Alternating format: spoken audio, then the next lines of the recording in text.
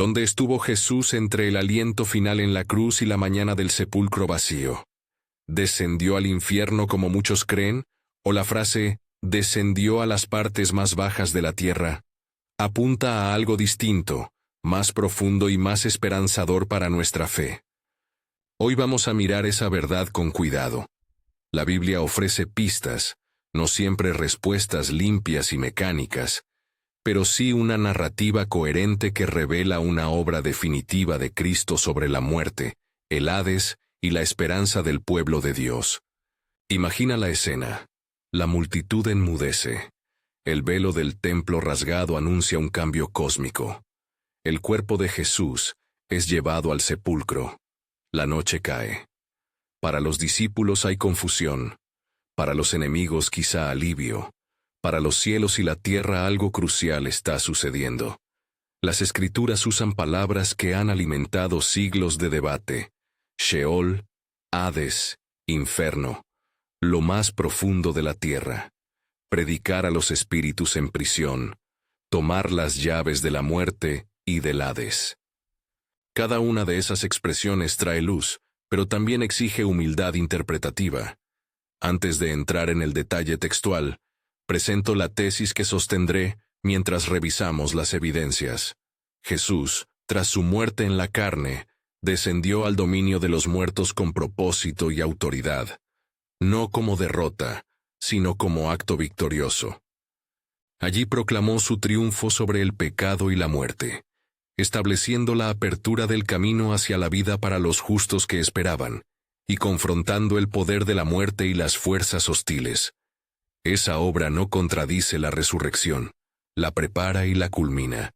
No afirmo que todo misterio queda resuelto, ni que todas las preguntas exegéticas tengan una sola respuesta, pero sostengo que la narrativa bíblica converge en una obra redentora completa que ninguna tumba pudo retener. Para empezar a caminar en este argumento, hay que comprender dos cosas al mismo tiempo: el trasfondo bíblico del lugar de los muertos y las voces textuales que los autores del Nuevo Testamento usan para describir lo que ocurrió. Vamos paso a paso. Primero, las palabras que usamos y lo que significan en el mundo bíblico. El Antiguo Testamento habla del Sheol, la morada de los muertos, la casa común donde van todos al morir. En la imaginación judía de la época había matices. No todo era un mismo lugar afectivo. Textos y tradiciones distinguen un lugar de consuelo o espera para los justos, a veces llamado el seno de Abraham o el paraíso, en terminología neotestamentaria, y un lugar de tormento para los malvados. Entre ambos, la memoria de que existe una separación, un abismo, se mantiene firme. Véase la parábola del rico y Lázaro como ilustración, Lucas 16. Esa parábola no es un tratado escatológico sistemático, pero presenta con fuerza la idea de dos estados opuestos tras la muerte, y la imposibilidad de cruzar de un lado al otro, una vez sellada la vida terrenal. El Nuevo Testamento retoma estas categorías y las expande en la luz de Cristo. Hay imágenes que confluyen: el sepulcro vacío, la proclama de victoria sobre potestades, y la promesa del Padre de abrir acceso a su presencia. Piensa en Mateo 27:50-53, donde se relata que tras la muerte de Jesús, muchos santos que habían dormido fueron resucitados y aparecieron en la ciudad. Es una nota breve pero cargada de significado. Algo aconteció que tocó a los que estaban guardados en la esfera de la muerte. No es una página que explique cómo fue todo, pero funciona como testigo de que la muerte experimentó una fractura real y visible. También está la palabra de Jesús misma.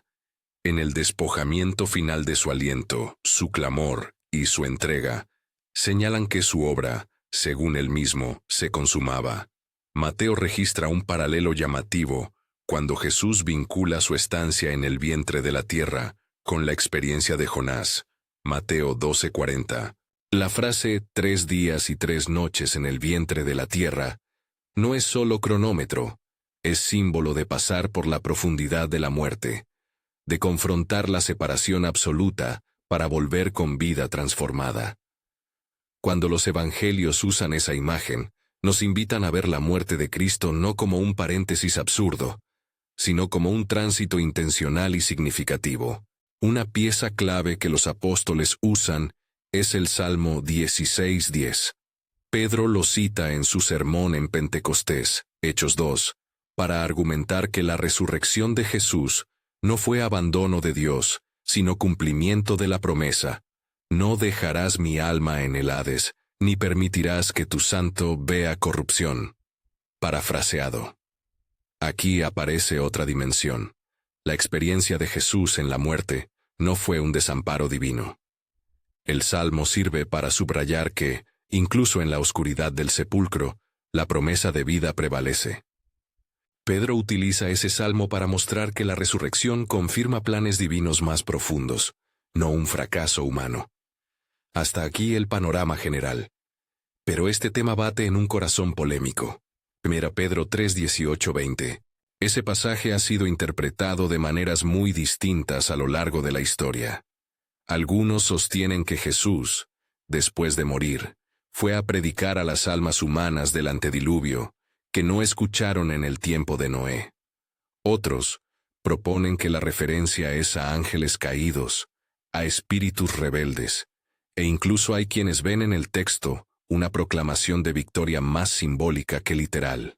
Todas las lecturas comparten elementos, pero difieren en la identidad de los espíritus en prisión y en la naturaleza del anuncio. Antes de decidirnos por una interpretación, conviene detenernos y considerar el contexto literario y teológico de 1 Pedro.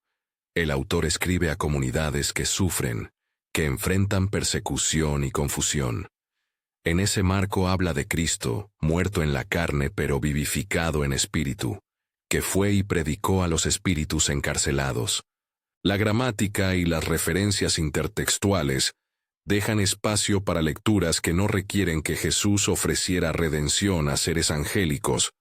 Una lectura coherente con el resto del Nuevo Testamento es entender esa predicación como la declaración de la victoria de Cristo sobre poderes hostiles y su proclamación de que el tiempo de juicio había llegado, junto con una liberación de los justos que esperaban, es decir, proclamación de la victoria y, posiblemente, cumplimiento de promesas para los humanos justos fallecidos, no una oferta de salvación retroactiva a seres angélicos.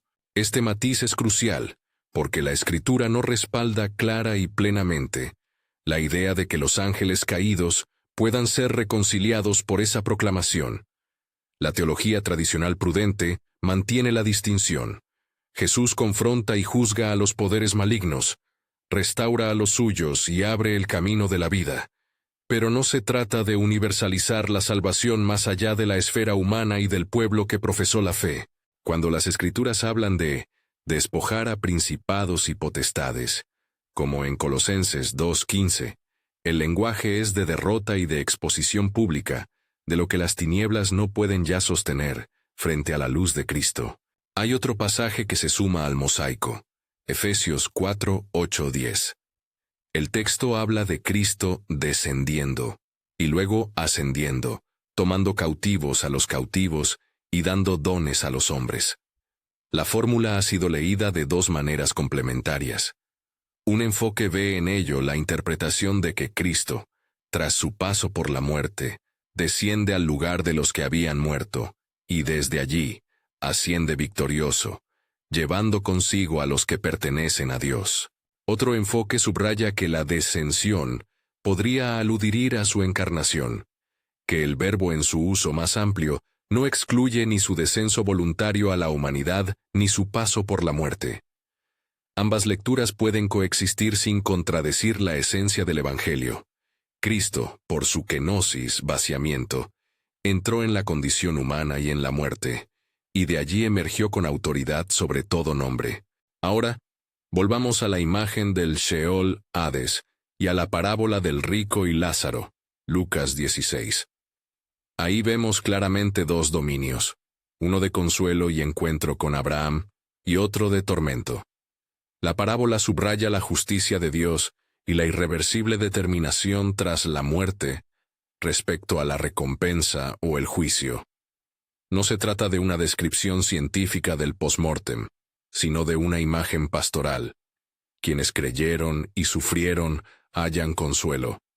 Quienes vivieron en egoísmo sufren la consecuencia. En ese escenario, la acción de Jesús en la muerte consiste en ir a la raíz de la condición humana que la muerte expresa, a la separación, al lugar donde la esperanza parecía contenida, y declarar que el diseño de Dios para su pueblo no fue abandonarlo allí para siempre. Una palabra sobre Mateo 12:40.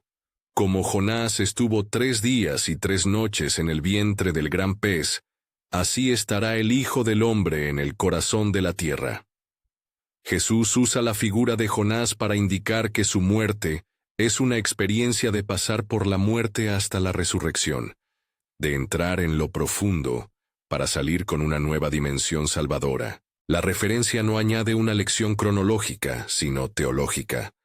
Así como Jonás fue enviado, y luego fue signo para una nación, Cristo sería el signo y la fuente de la nueva creación que emerge después de la Pascua. Hagamos una pausa breve en la exposición para un aviso práctico. Si este tema te interesa, y quieres más enseñanza bíblica clara sobre la obra de Cristo, y sus implicaciones para la vida de la Iglesia, y la esperanza cristiana, suscríbete al canal, y comparte este video con alguien que esté buscando respuestas. Eso nos ayuda a seguir produciendo contenido serio y fiel a las Escrituras. Retomando. Hasta aquí hemos reunido los elementos de escenario. El lenguaje del Antiguo Testamento sobre el Sheol, la imagen del vientre de la tierra en Jesús, la lectura apostólica de los Salmos acerca del destino de Cristo, y las declaraciones paulinas y petrinas sobre la descentralización del poder de las tinieblas, y la proclamación a los espíritus. Ahora conviene hacer una exploración más fina de lo que significó predicar, y cuál es la identificación más plausible de los espíritus en prisión. Primera interpretación ampliamente sostenida. La predicación fue dirigida a los hombres justos del Antiguo Testamento que esperaban la consumación de Dios. En esta lectura, Jesús, en su condición vivificado en espíritu, entró en el lugar donde los creyentes que habían muerto aguardaban la promesa. Allí proclamó la victoria, y en efecto, abrió el paso que permitiría su traslado hacia la plenitud de la vida, anticipando lo que luego se revela en la resurrección y la ascensión. Esta interpretación armoniza con la intención pastoral de 1 Pedro, con la referencia de Pedro al Salmo 16 en Hechos 2, y con la nota de Mateo 27, 52, 53, sobre la salida de los santos del sepelio. No presenta a Jesús como un reconciliador de ángeles, sino como el que cumple la promesa a los justos humanos, sacándolos del poder de la muerte hacia la vida. Segunda interpretación, también respetable en los círculos históricos. La referencia involucra a espíritus rebeldes o ángeles caídos, y la proclamación sería una declaración de triunfo, que culmina en el juicio sobre ellos. Esta lectura se apoya en tradiciones intertestamentarias que hablan de ángeles encadenados y de juicios preexistentes. Algunos fragmentos apócrifos y literatura de la época reflejan una cosmología donde los ángeles sublevados han sido confinados. Quienes sostienen esta lectura no necesariamente afirman que esos seres fueron ofrecidos a la salvación. Más bien, sostienen que Cristo, mediante una proclamación, declaró su supremacía y ejecutó juicios sobre realidades espirituales que habían oprimido a la humanidad. Tercera lectura sugiere que el lenguaje es metafórico y que predicar a los espíritus refiere al acto de proclamar para la posteridad la derrota del pecado y la entrega de la buena noticia, una especie de anuncio escatológico que trasciende el tiempo. En esta perspectiva, la proclamación no depende de un lugar específico, sino que es la comunicación de la victoria de Cristo que abarca tanto a vivientes como a los que han partido. ¿Cuál de estas lecturas adoptar como principal? Aquí entra la prudencia teológica. La Escritura no obliga a una sola lectura exhaustiva y cerrada, permite matices. Sin embargo, Cuando juntamos el testimonio de los evangelios, los salmos citados por los apóstoles, la parábola de Lucas 16 y las declaraciones de Pablo sobre la desposesión de potestades, la lectura que mejor mantiene coherencia interna es la que combina proclamación de victoria sobre los poderes y liberación o cumplimiento para los justos humanos que esperaban en la muerte. Es decir, Jesús fue con autoridad al dominio de los muertos, proclamó su triunfo sobre las fuerzas que oprimen, y en efecto, abrió el paso para que los suyos, los que aguardaban en fidelidad, fuesen movidos hacia la consumación de la vida en la resurrección. Esa lectura respeta límites hermenéuticos, no sostiene que Jesús ofreciera salvación a seres angélicos, ni que su descenso fuese un gesto indefinido, sin propósito redentor. Hay además otra serie de textos que aportan una clave complementaria. Colosenses 2:15 y Hebreos 9:12 presentan a Cristo como aquel que, mediante su muerte y resurrección, despoja y sella la victoria sobre lo que antes tenía poder sobre nosotros. Colosenses describe la exhibición pública de las potestades, como una derrota ya consumada. Hebreos subraya que Cristo, con una sola ofrenda, entró en el lugar santísimo una vez por todas, y alcanzó una redención definitiva. En conjunto, estos textos construyen la idea de que la descendencia de Cristo al reino de la muerte es un acto integral del campo de batalla redentor, juicio sobre la injusticia y liberación para el pueblo. Un punto que conviene no oscurecer: la Escritura presenta la muerte de Cristo y la resurrección como un único movimiento de la historia de la salvación. No están separados como eventos desconectados. La muerte y la resurrección son dos caras de una misma moneda sagrada. Por eso, hablar de descenso no es contraponer derrota y victoria, sino exponer la manera en que la victoria se ejerce incluso en la profundidad donde reina la muerte. La figura de Cristo, vivificado en espíritu, 1 Pedro, hace ver la continuidad. Muerto en la carne, pero vivificado por la obra de Dios, Él accede a ese territorio para realizar lo que la cruz prometía. En la práctica pastoral, esto cambia cómo entendemos la muerte y la esperanza. Si la obra de Cristo incluye una acción dentro del dominio de los muertos, entonces la muerte, aunque real y dolorosa, no es el silencio absoluto. Hay una promesa que atraviesa la tumba, el velo rasgado, el sepulcro vacío y las llaves morales y espirituales que Cristo toma sobre la muerte, lenguaje que se desarrollará más adelante. Son garantías de que la muerte ha perdido su última palabra frente a la perfección del plan divino. Al mismo tiempo, debemos mantener una actitud cautelosa frente a las especulaciones que exceden lo bíblicamente sostenible. Hay tradiciones y textos apócrifos que han intentado rellenar lagunas con narrativas coloridas. Podemos leerlos como testimonios culturales que enriquecen la imaginación, pero no como fundamento teológico definitivo. La humildad hermenéutica nos salva del exceso. La Biblia nos muestra una victoria que se encarna en la historia, que se cumple en un cuerpo crucificado y resucitado, y cuyos alcances operan según la economía de la gracia, no según nuestras conjeturas. Antes de avanzar más profundo hacia la cuestión de la autoridad, las llaves de la muerte y del Hades, y lo que implica su posesión, debemos hacer una pausa interpretativa sobre un pasaje que suele ser malentendido. Juan 10:18, donde Jesús dice que nadie le quita la vida, sino que Él da su vida. Esa afirmación articula en la práctica la libertad de Jesús frente a la muerte. Su entrega es voluntaria, y eso transforma la naturaleza misma del evento. La muerte, en el caso de Jesús, deja de ser un final impuesto, y pasa a ser un acto sacrificial con intención redentora. Esa voluntariedad es la que convierte la decida en acción plena de autoridad, no en suceso dominado por la impotencia. He acumulado hasta aquí una base textual y teológica. La imagen del Hades, Sheol dividida, la parábola de Lucas como ilustración de esa división, las citas de salmos por parte de los apóstoles que legitiman la esperanza de la resurrección, los pasajes paulinos que hablan de despojo de potestades, y la prudencia en la lectura de 1 Pedro. Con estas piezas en la mesa, la lectura coherente emerge con fuerza. La decida de Jesús no fue un retiro pasivo ni un gesto sin efectos.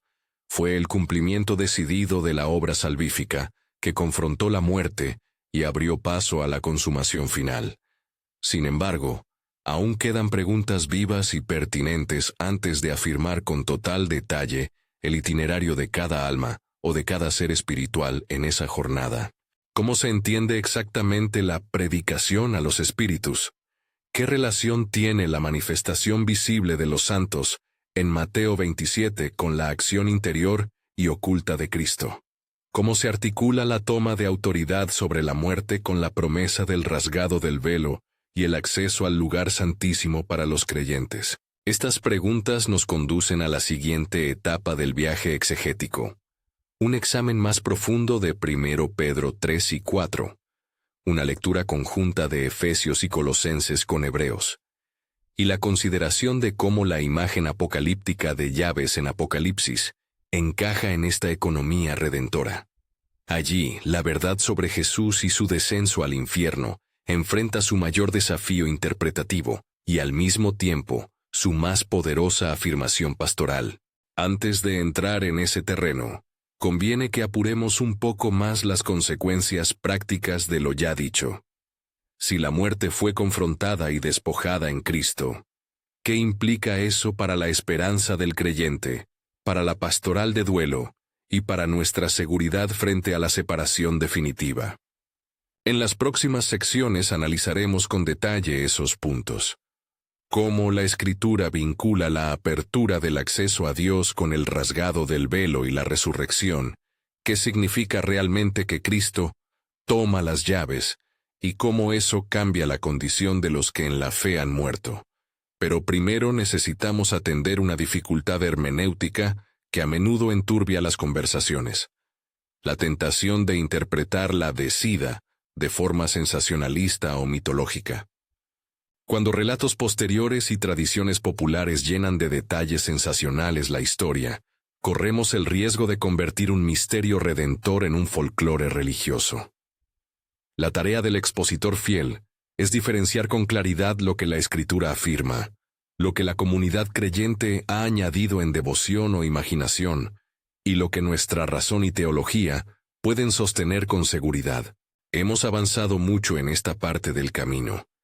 Hemos plantado el escenario, definido categorías y confrontado interpretaciones. El siguiente paso consiste en reunir los textos que hablan de autoridad, llaves, despojo, proclamación, y mostrarlos como piezas convergentes de un mismo propósito divino: restaurar el acceso a Dios, derrotar el poder de la muerte y establecer la esperanza de la resurrección. En ese tramo entraremos a desentrañar con cuidado palabras que, a primera vista, parecen militares o simbólicas, pero que, en la Biblia, están cargadas de significado pastoral para el pueblo de Dios. Ahora sí, entremos en el corazón de la cuestión. ¿Qué significa que Cristo tomó las llaves y cómo encaja eso con la proclamación a los espíritus y con la apertura del acceso a Dios para su pueblo? Para responder, necesitamos mirar con calma la red de imágenes que la Escritura despliega y ver cómo, entre ellas, se articula una única obra redentora que atraviesa la muerte sin ser derrotada por ella. Comencemos con la imagen de las llaves. En Apocalipsis 1:18, Jesús se presenta con una declaración que no admite ambigüedad. Yo tengo las llaves de la muerte y del Hades. En la cultura bíblica la llave es emblema de autoridad. Quien posee la llave tiene la potestad de abrir y cerrar, de conceder acceso o de negar la entrada.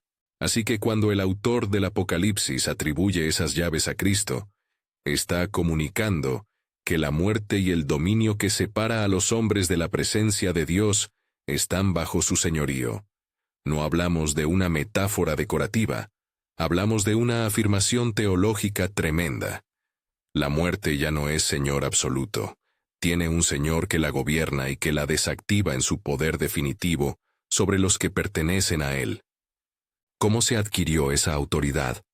Aquí la teología bíblica cruza el terreno de Hebreos y Colosenses. El libro de Hebreos presenta a Jesús como sumo sacerdote, que por una sola ofrenda, entró en el lugar santísimo para consumar la redención. Hebreos 9, 12, 24, 28. El rasgado del velo en el momento de la muerte de Cristo simboliza que el acceso a la presencia de Dios dejó de estar vedado por un sistema sacrificial. La obra de Jesús abrió un camino nuevo. Desde otra vertiente, Colosenses 2:15, habla de Cristo despojando a los principados y potestades, triunfando públicamente sobre ellos. Juntas, estas imágenes señalan un mismo hecho en dos dimensiones, un evento judicial y sacramental, Hebreos, y una victoria sobre las fuerzas que oprimen, Colosenses. Ambas culminan en la misma consecuencia práctica.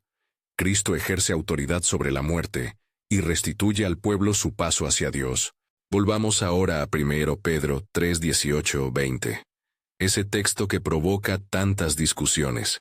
La carta presenta a Cristo, muerto en la carne, pero vivificado en espíritu, y dice que fue y proclamó a los espíritus encarcelados. Lo decisivo para una lectura fiel es atender al contexto literario y pastoral de 1 Pedro. Una comunidad que sufre, que necesita asegurarse de que la obra de Cristo llega incluso a los rincones más oscuros de la condición humana. Leer el pasaje como una proclamación de victoria, más que como una oferta de conversión para seres angélicos, armoniza con el uso que el Nuevo Testamento hace del lenguaje del juicio y de la exposición pública de lo que antes tenía poder. La idea central no es que se abran nuevos canales de salvación para seres fuera de la economía humana, sino que la autoridad de Cristo es proclamada donde quiera que exista resistencia al propósito salvífico de Dios. Expliquémoslo con una imagen. Imagina un palacio que estaba sitiado por fuerzas hostiles. El rey asume la iniciativa no para ser vencido dentro de las murallas, sino para entrar, ordenar y exponer la debilidad del enemigo ante todos. Su entrada no consiste en negociar la rendición de los monstruos que lo sitiaban, sino en proclamar que el reino ha cambiado de manos y que la resistencia ha sido desbaratada. En términos bíblicos, eso es lo que parece estar en juego. Cristo, muerto en el cuerpo pero vivificado por el Padre, entra en la esfera donde la muerte parecía reinar y proclama la victoria. Actúa con autoridad y cumple las promesas hechas a los que esperaban la resurrección. Ese cumplimiento se insinúa en Mateo 27, 52, 53, donde se dice que numerosos santos fueron resucitados y salieron de sus tumbas después de la muerte de Jesús.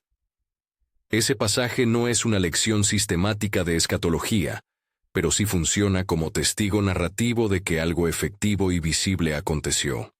La barrera entre la tumba y la vida fue fracturada. Junto con la referencia al Salmo 16 en Hechos 2, donde Pedro afirma que Dios no abandonó a su santo al Hades, la suma de testimonios permite afirmar que la acción de Cristo fue liberadora para los suyos. Ahora debemos detenernos en Efesios 4, 8, 10, que habla de que Cristo subió y descendió, y que tomó cautivos a los cautivos y dio dones a los hombres.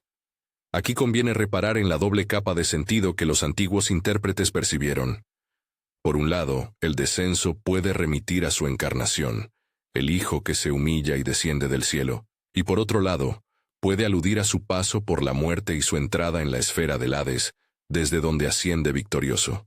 La tradición de la Iglesia ha leído esos verbos de manera que no se excluyen mutuamente. Cristo bajó, en su encarnación, y en sentido particular, al dominio de la muerte, y luego subió en triunfo. Esa dinámica de descenso, ascenso, subraya la totalidad del acto redentor. No es solo un ejemplo moral ni solo un acto judicial, es un movimiento cósmico que recapitula la creación y la redención. Al abordar la pregunta sobre la identidad de los espíritus en prisión, Es prudente distinguir lo que la Escritura afirma con certeza de lo que constituye especulación teológica. La tradición apocalíptica intertestamentaria habla de ángeles rebeldes encadenados. Algunas lecturas de 1 Pedro ven su eco. Sin embargo, la Biblia no nos permite con seguridad afirmar que Jesús ofreció reconciliación a tales seres. Es más coherente con la economía de la gracia decir que la proclamación de Cristo fue una declaración y un acto de autoridad que afectó tanto a las realidades espirituales hostiles, exponiéndolas y despojándolas, como a los fieles que aguardaban la consumación. De nuevo, proclamación y ejercicio de juicio y liberación, no universalización automática de la salvación para entidades angélicas. Insistamos en esto. La distinción entre proclamar y otorgar salvación es teológicamente relevante. Predicar puede significar anunciar un veredicto, como el pregón que anuncia la derrota del opresor, o comunicar una buena noticia que se cumple para quienes responden.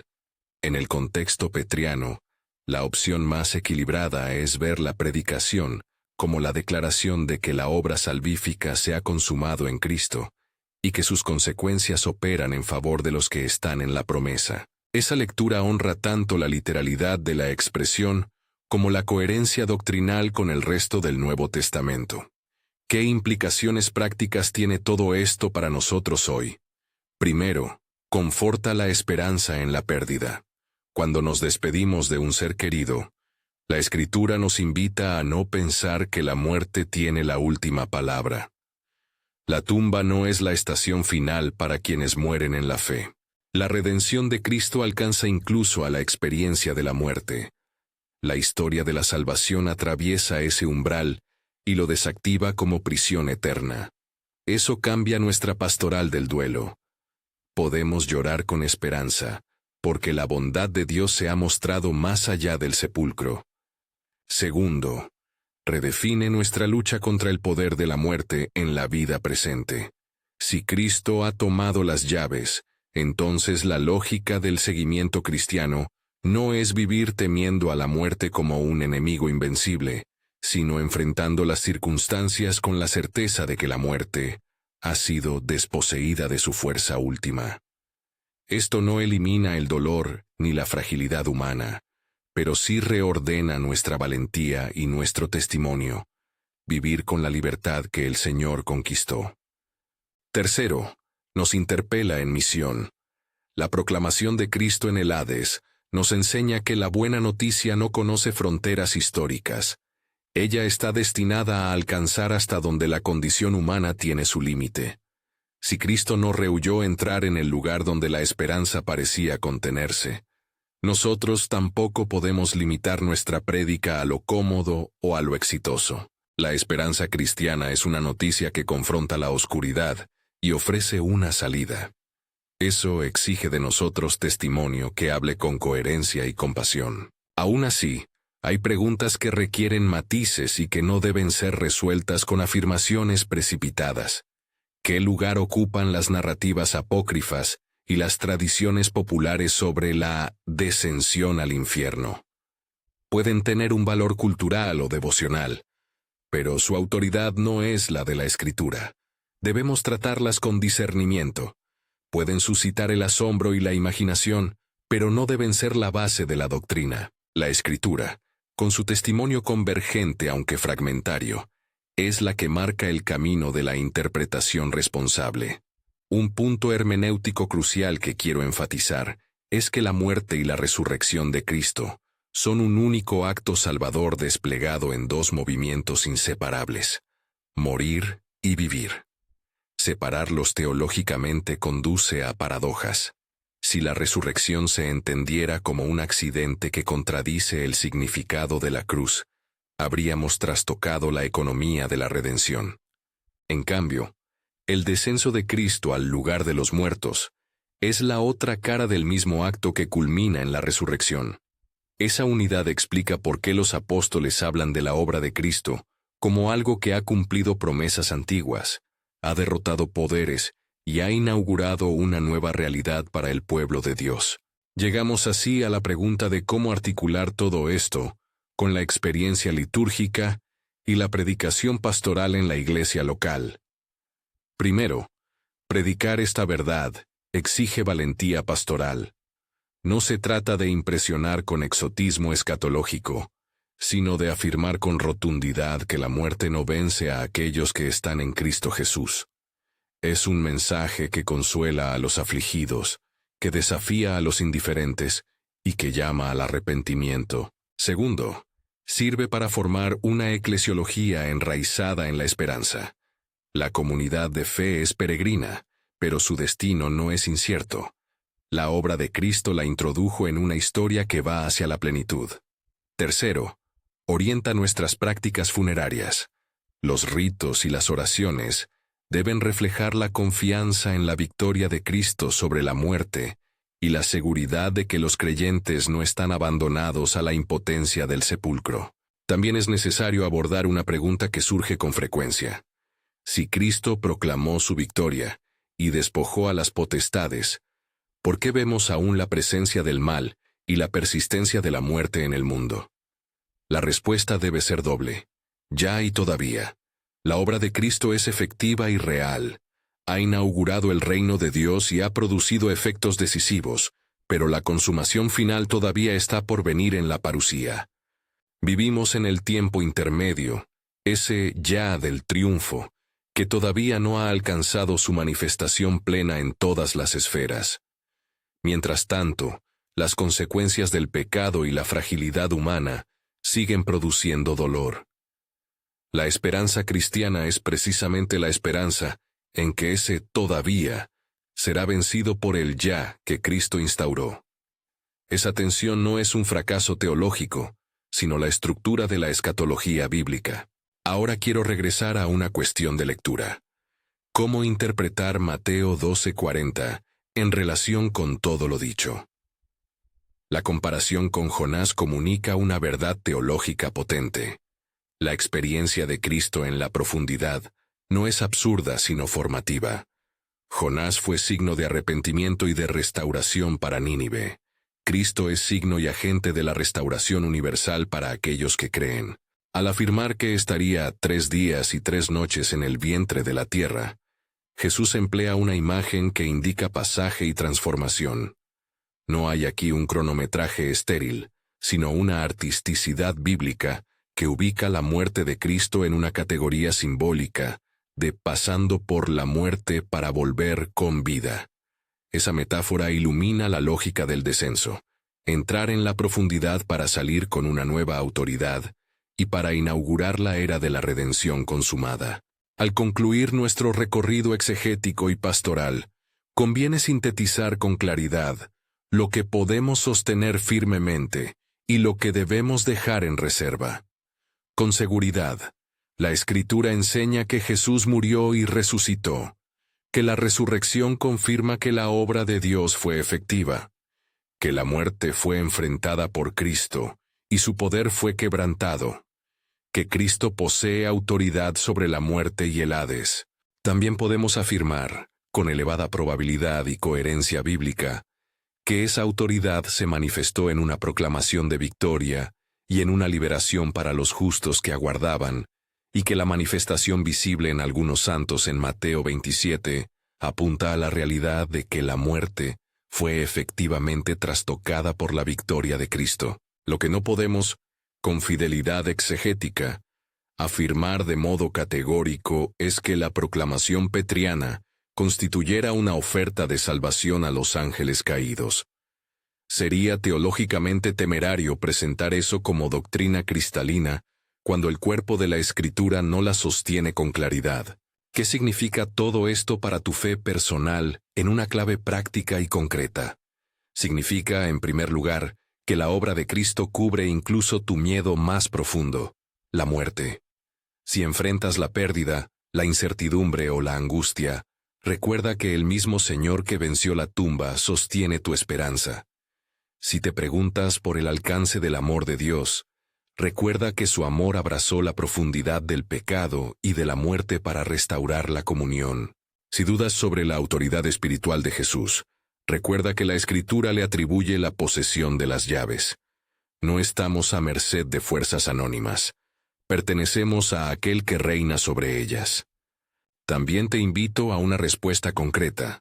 La obra de Cristo exige una respuesta personal que no es mágica ni superficial. Arrepentirse y confiar en Jesús sigue siendo la vía por la cual se participa de esa obra restauradora. No porque la salvación sea una merienda teórica, sino porque esta gran obra tiene un rostro relacional, el de quien responde con fe y entrega. Si hoy tu corazón necesita decir te acepto, Señor Jesús, hazlo con claridad. No te propongo fórmulas místicas, sino una decisión que nace de un corazón que reconoce su necesidad y que quiere vivir bajo el señorío de Cristo. Antes de terminar, una palabra pastoral. En las conversaciones sobre el descenso al infierno, muchas voces han generado confusión. No dejes que el sensacionalismo te arranque de la serenidad de la fe. Aférrate a la Escritura, busca comunidad fiel, pregunta en tu iglesia, y permite que la esperanza bíblica sane tu alma. La verdad sobre Jesús y su descenso al infierno no es un cuento exótico. Es la afirmación de que el Redentor no rehusó entrar en lo más profundo para rescatar a los suyos y para declarar su dominio sobre todo lo que nos separa de Dios. Si este mensaje ha tocado tu vida, te invito ahora a dejar en los comentarios una señal de tu corazón. Escribe amén si crees que Cristo venció la muerte por ti, o comparte brevemente cómo esta verdad te trae consuelo o desafío. Tu testimonio puede ser luz para alguien que está en la oscuridad. Oremos. Señor Jesús, que venciste la muerte y tomaste las llaves del Hades, venimos ante ti con gratitud y confianza. Gracias porque no nos dejaste en la tumba ni en la desesperanza. Gracias porque tu victoria nos abre el camino hacia la vida. Ven a nuestros corazones con poder restaurador. Consuela a los que lloran, fortalece a los que dudan y atrae a los que aún no te conocen. Que vivamos como pueblo que ha sido liberado por ti y que anuncia con valentía tu triunfo. En tu nombre oramos. Amén. Si este estudio te ha sido útil, agrégalo a tu vida. Comparte este video con alguien que necesite esperanza. Suscríbete para más enseñanza bíblica sólida y vuelve a este espacio para profundizar juntos en las grandes verdades de la fe. Y si hoy decides seguir a Jesús, escribe en los comentarios esa breve confesión de corazón. Que la paz del Señor, que vence incluso a la muerte, te acompañe.